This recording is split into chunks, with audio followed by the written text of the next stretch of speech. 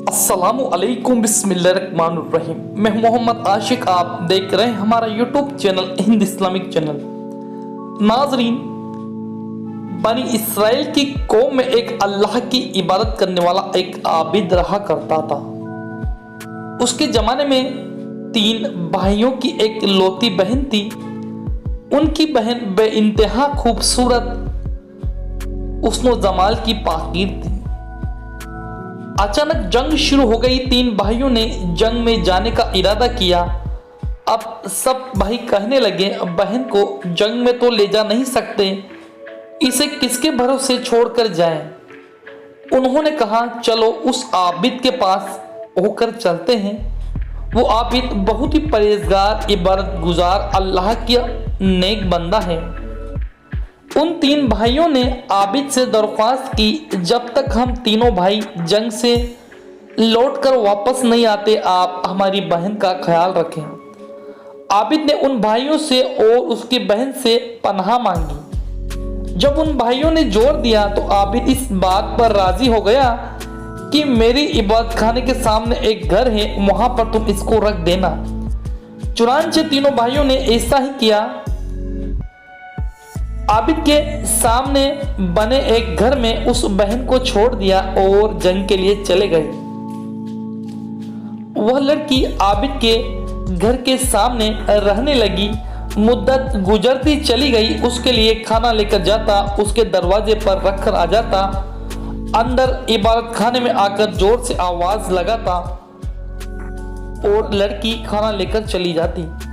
कुछ दिन गुजरे। अचानक एक दिन शैतान ने आबिद के दिल में वसवसा डाला। लड़की दिन के वक्त अपना खाना लेने बाहर आती है, कोई उसे छेड़छाड़ न कर ले, उसकी इज्जत तार तार न कर दे। तो आबिद कहने लगा, अब मैं खाना उसके दरवाजे के अंदर रखकर आया करूंगा। अब आबिद खाना उसके दरवाजे पर रखकर आने लगा। शैतान फिर आया, उसने बहकाया, तुम लड़की से बातचीत किया करो, इससे लड़की की वैसियत दूर होगी और ये बहुत बड़ा नेक काम होगा। चुनांचे वो आबिद लड़की से बात करने लगा और अपने इबादत खाने से उतरकर उसके पास जाने लगा। दिन भर बातें करता। कुछ दिन बाद शैतान फिर आया, उसके चेहरे की खूबसूरती के बारे में बताया। आबिद ने एक दिन उसके चेहरे पर हाथ मारा। शैतान वक्त बेवक्त उसको बहकाता रहता। आबिद ने उस लड़की के साथ जिना कर लिया। उससे कुछ महीनों बाद उसके एक लड़का पैदा हुआ। शैतान ने कहा, लड़की के भाई आ गए तो तुम क्या करोगे? मैं डरता हूं तुम बहुत जलील हो जाओगे। तुम बच्चे को जमीन में गाड़ दो। आबिद ने बच्चे को जमीन में गाड़ दिया। शैतान ने कहा, मुझे शक है यह लड़की अपने भाइयों को सारी बात न बता दे, तुम इसे भी जबाह करके बच्चे के साथ दफन कर दो। उसने ऐसा ही किया। खुद इबादत खाने में जाकर इबादत करने लगा। जब उसके भाई आए तो अपनी बहन का हाल पूछा। आबिद ने कहा, वो किसी बीमारी के कारण से इस दुनिया से चली गई है। आबिद ने उन्हें कब्रिस्तान ले जाकर एक कब्र दिखा दी। भाइयों ने फातिहा दरूद किया और वापस अपने घर को आ गए।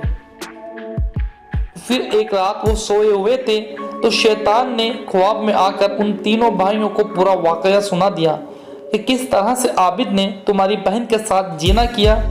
फिर उससे एक बच्चा पैदा हुआ। बच्चे को जिंदा दफना दिया और तुम्हारी बहन को जिबा करके उस बच्चे के साथ दफन कर दिया गया। एक जगह बताई जहां उसकी बहन दफन थी। तीनों भाइयों ने देखा तो उसकी बहन वहीं दफन थी। तीनों भाइयों समेत उसको बादशाह के पास ले जाया गया। बादशाह ने उसे फांसी का हुक्म दिया। फिर शैतान ने कहा, मैं तुम्हारी वही दोस्त हूं जिसने तुम्हें लड़की के फितने से डाला था। अब अगर तुम मेरा कहा मानो तो मैं तुम्हें इस सजा से आजाद करवा दूंगा। उस आबिद ने कहा, कहो, जल्दी कहो। शैतान ने कहा, खुदा क्या इनकार कर दो। आबिद ने बदबख्त ने खुदा का इनकार कर दिया और वो काफिर हो गया। शैतान वहीं छोड़कर चला गया और उसे फांसी दी गई। पहले दोस्तों, शैतान हर वक्त इंसान को बहकाता है। तो आप शैतान के बहकाम में आकर कुछ गलत कदम न उठाएं, अल्लाह पाक से तौबा करें और अपनी मगफिरत की माफ़ी मांगें। अल्लाह पाक बड़ा रहम करने वाला है। प्यारे दोस्तों, इस वीडियो से कुछ न कुछ आप जरूर सीखिएगा। अल्लाह पाक से दुआ है, अल्लाह पाक तमाम मुसलमानों को दीन इस्लाम पर चलने की तौफीक अता फरमाए। आमीन सुम्मा आमीन। वीडियो को एक लाइक कर दीजिएगा और हमारे चैनल को